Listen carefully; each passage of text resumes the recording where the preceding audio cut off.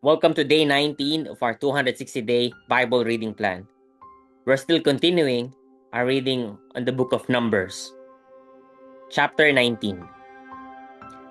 Now the Lord spoke to Moses and to Aaron, saying, "This is the statute of the law that the Lord has commanded. Tell the people of Israel to bring you a red heifer without defect, in which there is no blemish, and on which a yoke has never come. And you shall give it to Eleazar the priest, and it shall be taken outside the camp and slaughtered before him. And Eleazar the priest shall take some of its blood with his finger, and sprinkle some of its blood toward the front of the tent of meeting 7 times. And the heifer shall be burned in his sight. Its skin, its flesh, and its blood with its dung shall be burned. And the priest shall take cedar wood, and hyssop, and scarlet yarn, and throw them into the fire, burning the heifer. Then the priest shall wash his clothes and bathe his body in water. And afterward he may come into the camp. But the priest shall be unclean until evening. The one who burns the heifer shall wash his clothes in water and bathe his body in water, and shall be clean until evening. And a man who is clean shall gather up the ashes of the heifer and deposit them outside the camp in a clean place. And they shall be kept for the water for impurity for the congregation of the people of Israel. It is a sin offering. And the one who gathers the ashes of the heifer shall wash his clothes and be unclean until evening. And this shall be a perpetual statute for the people of Israel, and for the stranger who sojourns among them. Whoever touches the dead body of any person shall be unclean 7 days. He shall cleanse himself with the water on the 3rd day and on the 7th day, and so be clean. But if he does not cleanse himself on the 3rd day and on the 7th day, he will not become clean. Whoever touches a dead person, the body of anyone who has died, and does not cleanse himself, defiles the tabernacle of the Lord, and that person shall be cut off from Israel, because the water for impurity was not thrown on him. He shall be unclean. His uncleanness is still on him. This is the law when someone dies in a tent. Everyone who comes into the tent and everyone who is in the tent shall be unclean 7 days. And every open vessel that has no cover fastened on it is unclean. Whoever in the open field touches someone who was killed with a sword or who died naturally, or touches a human bone or a grave, shall be unclean 7 days. For the unclean they shall take some ashes of the burnt sin offering, and fresh water shall be added in a vessel. Then a clean person shall take hyssop and dip it in the water, and sprinkle it on the tent and on all the furnishings, and on the persons who were there, and whoever touched the bone, or the slain, or the dead, or the grave. And the clean person shall sprinkle it on the unclean on the 3rd day, and on the 7th day. Thus on the 7th day he shall cleanse him, and he shall wash his clothes and bathe himself in water, and at evening he shall be clean. If the man who is unclean does not cleanse himself, that person shall be cut off from the midst of the assembly, since he has defiled the sanctuary of the Lord. Because the water for impurity has not been thrown on him, he is unclean. And it shall be a statute forever for them. The one who sprinkles the water for impurity shall wash his clothes, and the one who touches the water for impurity shall be unclean until evening. And whatever the unclean person touches shall be unclean, and anyone who touches it shall be unclean until evening. Chapter 20. And the people of Israel, the whole congregation, came into the wilderness of Zin in the 1st month. And the people stayed in Kadesh, and Miriam died there and was buried there. Now there was no water for the congregation, and they assembled themselves together against Moses and against Aaron. And the people quarreled with Moses and said, "Would that we had perished when our brothers perished before the Lord. Why have you brought the assembly of the Lord into this wilderness, that we should die here, both we and our cattle? And why have you made us come up out of Egypt to bring us to this evil place? It is no place for grain, or figs, or vines, or pomegranates, and there is no water to drink." Then Moses and Aaron went from the presence of the assembly to the entrance of the tent of meeting and fell on their faces. And the glory of the Lord appeared to them. And the Lord spoke to Moses, saying, "Take the staff and assemble the congregation, you and Aaron your brother, and tell the rock before their eyes to yield its water. So you shall bring water out of the rock for them, and give drink to the congregation and their cattle." And Moses took the staff from before the Lord, as he commanded him. Then Moses and Aaron gathered the assembly together before the rock, and he said to them, "Hear now, you rebels, shall we bring water for you out of this rock?" Moses lifted up his hand and struck the rock with his staff twice, and water came out abundantly. And the congregation drank, and their livestock. And the Lord said to Moses and Aaron, "Because you did not believe in me, to uphold me as holy in the eyes of the people of Israel, therefore you shall not bring this assembly into the land that I have given them. These are the waters of Meribah, where the people of Israel quarreled with the Lord, and through them he showed himself holy." Moses sent messengers from Kadesh to the king of Edom. "Thus says your brother Israel, you know all the hardship that we have met, how our fathers went down to Egypt, and we lived in Egypt a long time. And the Egyptians dealt harshly with us and our fathers. And when we cried to the Lord, he heard our voice and sent an angel and brought us out of Egypt. And here we are in Kadesh, a city on the edge of your territory. Please let us pass through your land. We will not pass through field or vineyard or drink water from a well. We will go along the king's highway. We will not turn aside to the right hand or to the left until we have passed through your territory." But Edom said to him, "You shall not pass through, lest I come out with a sword against you." The people of Israel said to him, "We will go up by the highway, and if we drink of your water, I and my livestock, then I will pay for it. Let me only pass through on foot, nothing more." But he said, "You shall not pass through." And Edom came out against them with a large army and with a strong force. Thus Edom refused to give Israel passage through his territory. So Israel turned away from him. And they journeyed from Kadesh, and the people of Israel, the whole congregation, came to Mount Hor. And the Lord said to Moses and Aaron at Mount Hor on the border of the land of Edom, "Let Aaron be gathered to his people, for he shall not enter the land that I have given to the people of Israel, because you rebelled against my command at the waters of Meribah. Take Aaron and Eleazar his son and bring them up to Mount Hor, and strip Aaron of his garments and put them on Eleazar his son. And Aaron shall be gathered to his people and shall die there." Moses did as the Lord commanded, and they went up Mount Hor in the sight of all the congregation. And Moses stripped Aaron of his garments and put them on Eleazar his son. And Aaron died there on the top of the mountain. Then Moses and Eleazar came down from the mountain. And when all the congregation saw that Aaron had perished, all the house of Israel wept for Aaron 30 days. Chapter 21. When the Canaanite, the king of Arad, who lived in the Negeb, heard that Israel was coming by the way of Atharim, he fought against Israel and took some of them captive. And Israel vowed a vow to the Lord and said, "If you will indeed give these people into my hand, then I will devote their cities to destruction." And the Lord heeded the voice of Israel and gave over the Canaanites, and they devoted them and their cities to destruction. So the name of the place was called Hormah. From Mount Hor they set out by the way to the Red Sea, to go around the land of Edom. And the people became impatient on the way. And the people spoke against God and against Moses. "Why have you brought us up out of Egypt to die in the wilderness? For there is no food and no water, and we loathe this worthless food." Then the Lord sent fiery serpents among the people, and they bit the people, so that many people of Israel died. And the people came to Moses and said, "We have sinned, for we have spoken against the Lord and against you. Pray to the Lord that he take away the serpents from us." So Moses prayed for the people. And the Lord said to Moses, "Make a fiery serpent and set it on a pole, and everyone who is bitten, when he sees it, shall live." So Moses made a bronze serpent and set it on a pole. And if a serpent bit anyone, he would look at the bronze serpent and live. And the people of Israel set out and camped in Oboth. And they set out from Oboth and camped at Abarim, in the wilderness that is opposite Moab, toward the sunrise. From there, they set out and camped on the other side of the Arnon, which is in the wilderness that extends from the border of the Amorites. For the Arnon is the border of Moab, between Moab and the Amorites. Therefore, it is said in the book of the wars of the Lord, "Waheb and Suphah, and the valleys of the Arnon, and the slope of the valleys that extends to the seat of Ar, and leans to the border of Moab.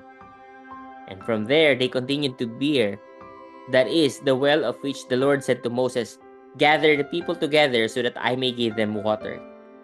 Then Israel sang this song, Spring up, O well, sing to it, the well that the princes made, that the nobles of the people dug, with a scepter and with their staffs.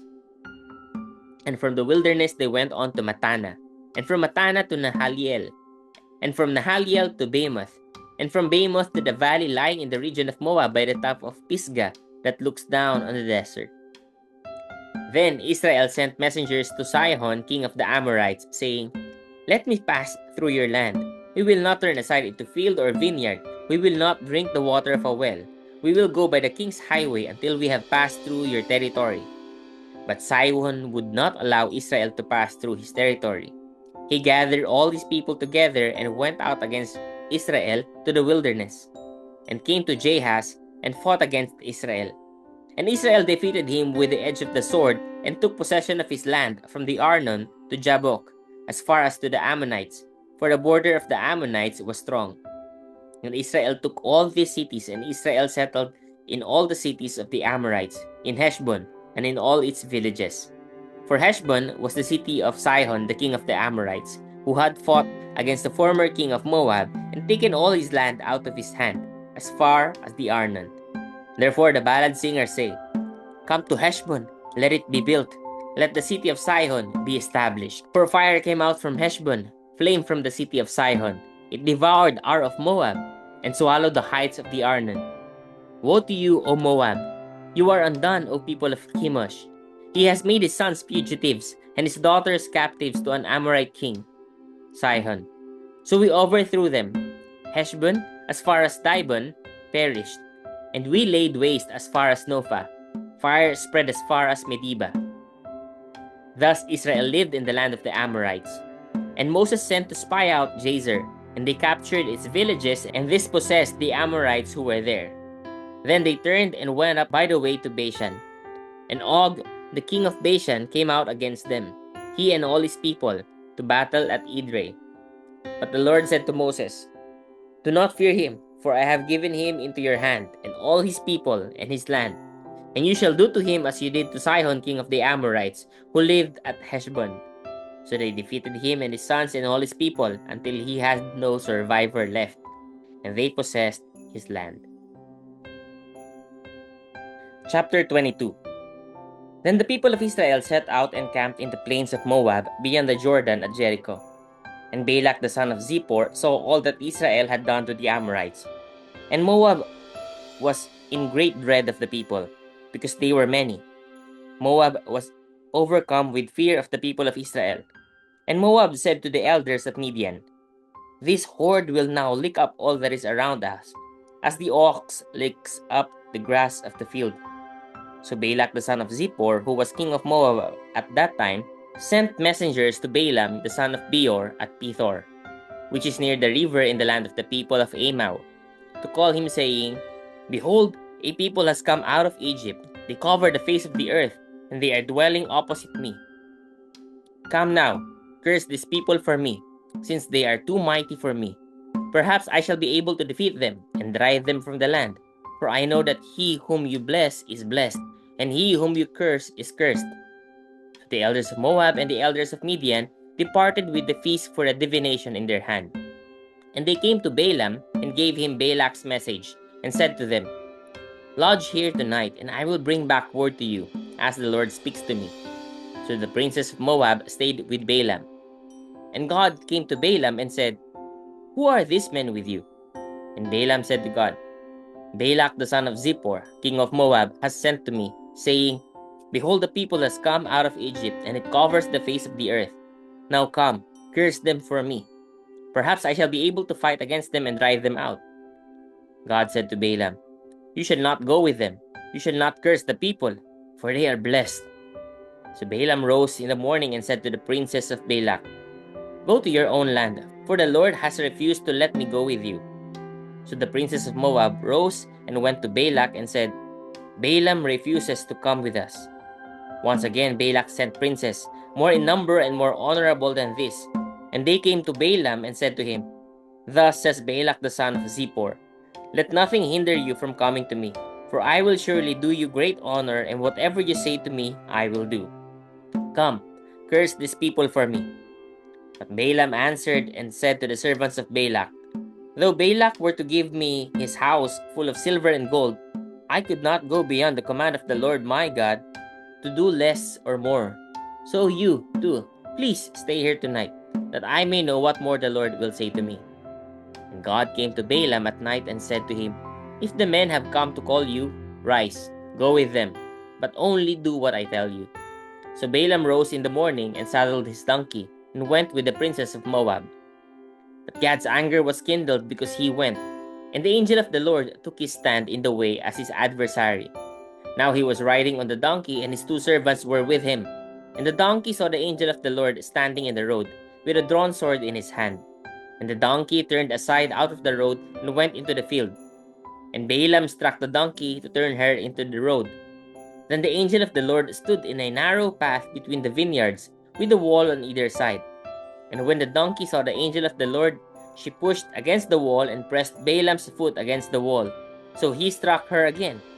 Then the angel of the Lord went ahead and stood in a narrow place, where there was no way to turn either to the right or to the left. When the donkey saw the angel of the Lord, she lay down under Balaam. And Balaam's anger was kindled, and he struck the donkey with his staff. Then the Lord opened the mouth of the donkey, and she said to Balaam, what have I done to you, that you have struck me these 3 times? And Balaam said to the donkey, because you have made a fool of me. I wish I had a sword in my hand, for then I would kill you. And the donkey said to Balaam, am I not your donkey, on which you have ridden all your life long to this day? Is it my habit to treat you this way? And he said, no. Then the Lord opened the eyes of Balaam, and he saw the angel of the Lord standing in the way, with his drawn sword in his hand. And he bowed down and fell on his face. And the angel of the Lord said to him, why have you struck your donkey these 3 times? Behold, I have come out to oppose you, because your way is perverse before me. The donkey saw me and turned aside before me these 3 times. If she had not turned aside from me, surely just now I would have killed you and let her live. Then Balaam said to the angel of the Lord, I have sinned, for I did not know that you stood in the road against me. Now therefore, if it is evil in your sight, I will turn back. And the angel of the Lord said to Balaam, go with the men, but speak only the word that I tell you. So Balaam went on with the princess of Balak. When Balak heard that Balaam had come, he went out to meet him at the city of Moab, on the border formed by the Arnon, at the extremity of the border. And Balak said to Balaam, did I not send to you to call you? Why did you not come to me? Am I not able to honor you? Balaam said to Balak, behold, I have come to you. Have I now any power of my own to speak anything? The word that God puts in my mouth, that must I speak. Then Balaam went with Balak, and they came to Kiriath Huzoth. And Balak sacrificed oxen and sheep, and sent for Balaam and for the princes who were with him. And in the morning, Balak took Balaam and brought him up to Bamoth Baal. And from there he saw a fraction of the people. Chapter 23. And Balaam said to Balak, build for me here 7 altars, and prepare for me here 7 bulls and 7 rams. Balak did as Balaam had said. And Balak and Balaam offered on each altar a bull and a ram. And Balaam said to Balak, stand beside your burnt offering, and I will go. Perhaps the Lord will come to meet me, and whatever he shows me, I will tell you. And he went to a bare height. And God met Balaam, and Balaam said to him, I have arranged the 7 altars, and I have offered on each altar a bull and a ram. And the Lord put a word in Balaam's mouth and said, return to Balak, and thus you shall speak. And he returned to him, and behold, he and all the princes of Moab were standing beside his burnt offering. And Balaam took up his discourse and said, from Aram, Balak has brought me, the king of Moab, from the eastern mountains. Come, curse Jacob for me, and come, denounce Israel. How can I curse whom God has not cursed? How can I denounce whom the Lord has not denounced? For from the top of the crags I see him. From the hills I behold him. Behold, a people dwelling alone, and not counting itself among the nations. Who can count the dust of Jacob, or number the fourth part of Israel? Let me die the death of the upright, and let my end be like his." And Balak said to Balaam, "What have you done to me? I took you to curse my enemies, and behold, you have done nothing but bless them." And he answered and said, "Must I not take care to speak what the Lord puts in my mouth?" And Balak said to him, "Please come with me to another place, from which you may see them. You shall see only a fraction of them, and shall not see them all. Then curse them for me from there." And he took him to the field of Zophim, to the top of Pisgah, and built 7 altars, and offered a bull and a ram on each altar. Balaam said to Balak, "Stand here beside your burnt offering, while I meet the Lord over there." And the Lord met Balaam and put a word in his mouth and said, "Return to Balak, and thus shall you speak." And he came to him, and behold, he was standing beside his burnt offering, and the princess of Moab with him. And Balak said to him, "What has the Lord spoken?" Balaam took up his discourse and said, "Rise, Balak, and hear. Give ear to me, O son of Zippor. God is not man that he should lie, or a son of man that he should change his mind. Has he said, and will he not do it? Or has he spoken, and will he not fulfill it? Behold, I received a command to bless. He has blessed, and I cannot revoke it. He has not beheld misfortune in Jacob, nor has he seen trouble in Israel. The Lord their God is with them. The shout of a king is among them. God brings them out of Egypt, and is for them like the horns of the wild ox. For there is no enchantment against Jacob, no divination against Israel. Now it shall be said of Jacob and Israel, what has God wrought? Behold, a people, as a lioness it rises up, and as a lion it lifts itself. It does not lie down until it has devoured the prey, and drunk the blood of the slain." And Balak said to Balaam, "Do not curse them at all, and do not bless them at all." But Balaam answered Balak, "Did I not tell you? All that the Lord says, that I must do." And Balak said to Balaam, "Come now, I will take you to another place. Perhaps it will please God that you may curse them for me from there." So Balak took Balaam to the top of Peor, which overlooks the desert. And Balaam said to Balak, "Build for me here 7 altars, and prepare for me here 7 bulls and 7 rams." And Balak did as Balaam had said, and offered a bull and a ram on each altar. Chapter 24. When Balaam saw that it pleased the Lord to bless Israel, he did not go, as at other times, to look for omens, but set his face toward the wilderness. And Balaam lifted up his eyes and saw Israel camping tribe by tribe. And the Spirit of God came upon him, and he took up his discourse and said, "The oracle of Balaam the son of Beor, the oracle of the man whose eye is open, the oracle of him who hears the words of God, who sees the vision of the Almighty, falling down with his eyes uncovered. How lovely are your tents, O Jacob, your encampments, O Israel! Like palm groves that stretch afar, like gardens beside a river, like aloes that the Lord has planted, like cedar trees beside the waters. Water shall flow from his buckets, and his seed shall be in many waters. His king shall be higher than Agag, and his kingdom shall be exalted. God brings him out of Egypt, and is for him like the horns of the wild ox. He shall eat up the nations, his adversaries, and shall break their bones in pieces, and pierce them through with his arrows. He crouched, he lay down like a lion, and like a lioness, who will rouse him up? Blessed are those who bless you, and cursed are those who curse you." And Balak's anger was kindled against Balaam, and he struck his hands together. And Balak said to Balaam, "I called you to curse my enemies, and behold, you have blessed them these 3 times. Therefore now flee to your own place." I said, "I will certainly honor you, but the Lord has held you back from honor." And Balaam said to Balak, "Did I not tell your messengers whom you sent to me? If Balak should give me his house full of silver and gold, I would not be able to go beyond the word of the Lord, to do either good or bad of my own will. What the Lord speaks, that will I speak. And now behold, I am going to my people. Come, I will let you know what this people will do to your people in the latter days." And he took up his discourse and said, "The oracle of Balaam the son of Beor, the oracle of the man whose eye is open, the oracle of him who hears the words of God, and knows the knowledge of the Most High, who sees the vision of the Almighty, falling down with his eyes uncovered. I see him, but not now. I behold him, but not near. A star shall come out of Jacob, and a scepter shall rise out of Israel. It shall crush the forehead of Moab, and break down all the sons of Sheth. Edom shall be dispossessed. Seir also, his enemies, shall be dispossessed. Israel is doing valiantly. And one from Jacob shall exercise dominion, and destroy the survivors of cities. Then he looked on Amalek and took up his discourse and said, Amalek was the first among the nations, but its end is utter destruction. And he looked on the Kenite and took up his discourse and said, Enduring is your dwelling place, and your nest is set in the rock. Nevertheless, Cain shall be burned when Asshur takes you away captive. And he took up his discourse and said, Alas, who shall live when God does this? But ships shall come from Kittim, and shall afflict Asshur and Eber, and he too shall come to utter destruction. Then Balaam rose and went back to his place, and Balak also went his way. Chapter 25.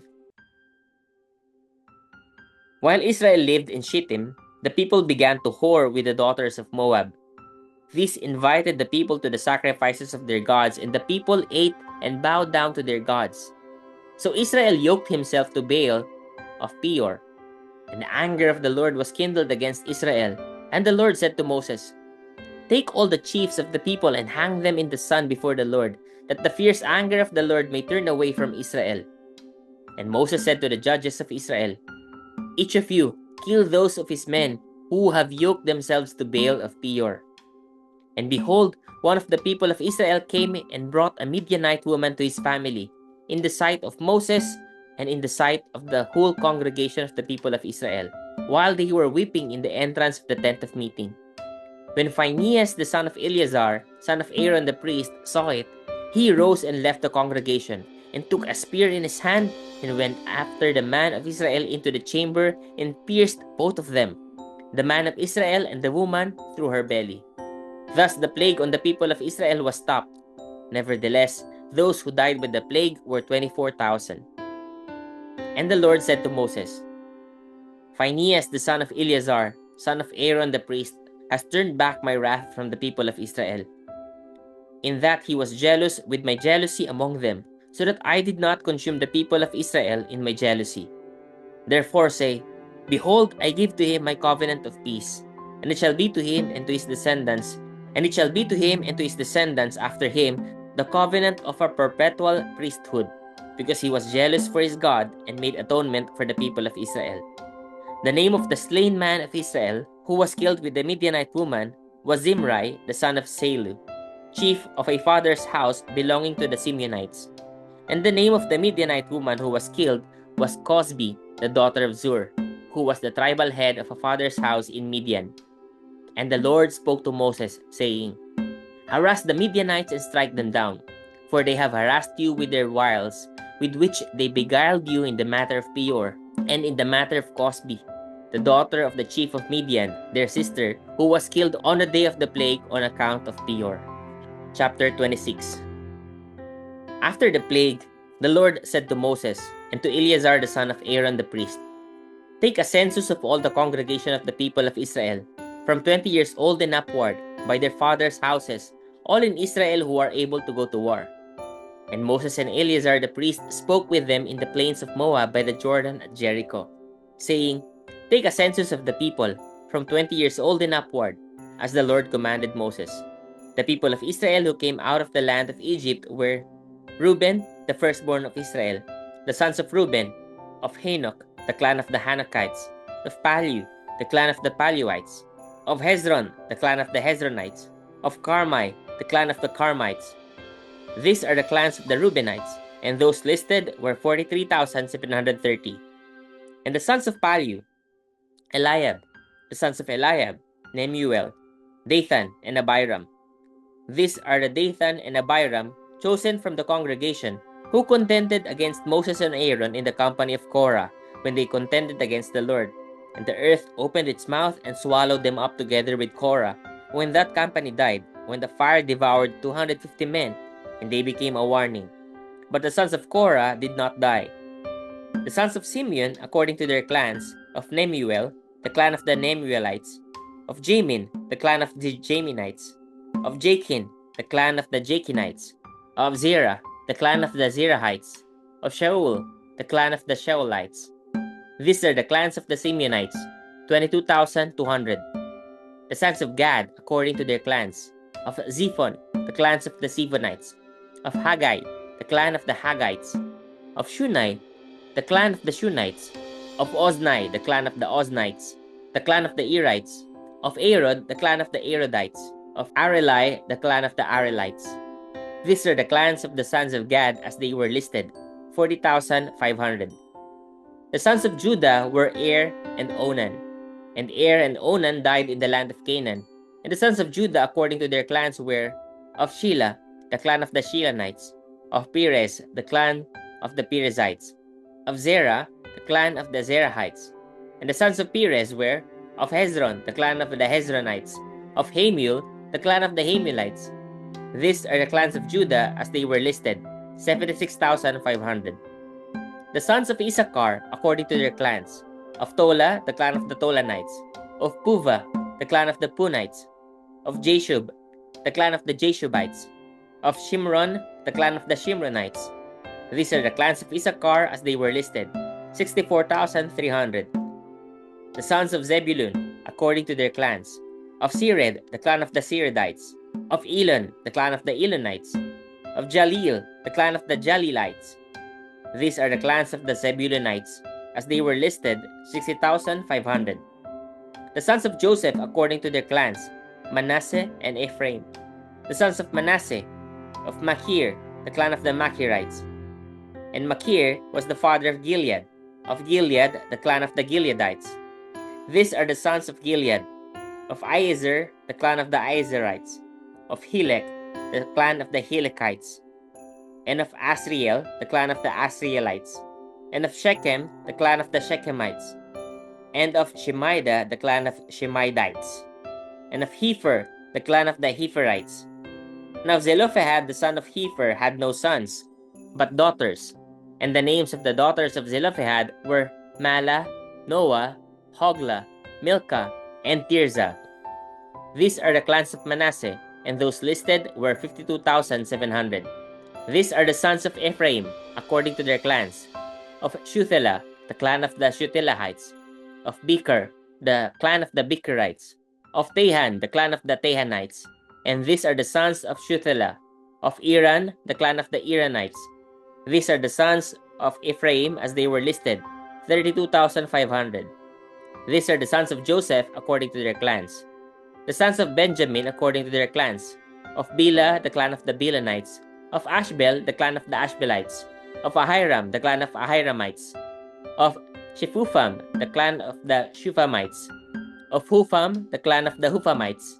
And the sons of Bela were Ard and Naaman, of Ard, the clan of the Ardites, of Naaman, the clan of the Naamites. These are the sons of Benjamin according to their clans, and those listed were 45,600. These are the sons of Dan according to their clans, of Shuham, the clan of the Shuhamites. These are the clans of Dan according to their clans. All the clans of the Shuhamites, as they were listed, were 64,400. The sons of Asher according to their clans, of Imnah, the clan of the Imnites, of Ishvi, the clan of the Ishvites, of Beriah, the clan of the Berites, of the sons of Beriah, of Heber, the clan of the Heberites, of Malkiel, the clan of the Malkielites. And the name of the daughter of Asher was Serah. These are the clans of the sons of Asher as they were listed, 53,400. The sons of Naphtali according to their clans, of Jazeel, the clan of the Jazelites, of Gunai, the clan of the Gunites, of Jezer, the clan of the Jezerites, of Shilem, the clan of the Shilemites. These are the clans of Naphtali according to their clans, and those listed were 45,400. This was the list of the people of Israel, 601,730. The Lord spoke to Moses, saying, Among these the land shall be divided for inheritance according to the number of names. To a large tribe you shall give a large inheritance, and to a small tribe you shall give a small inheritance. Every tribe shall be given its inheritance in proportion to its list. But the land shall be divided by lot. According to the names of the tribes of their fathers, they shall inherit. Their inheritance shall be divided according to lot between the larger and smaller. This was the list of the Levites according to their clans. Of Gershon, the clan of the Gershonites. Of Kohath, the clan of the Kohathites.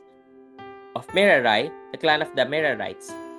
These are the clans of Levi, the clan of the Libnites, the clan of the Hebronites, the clan of the Malites, the clan of the Mushites, the clan of the Korahites.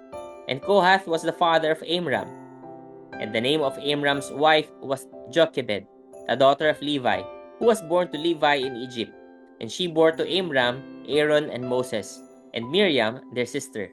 And to Aaron were born Nadab, Abihu, Eleazar, and Ithamar.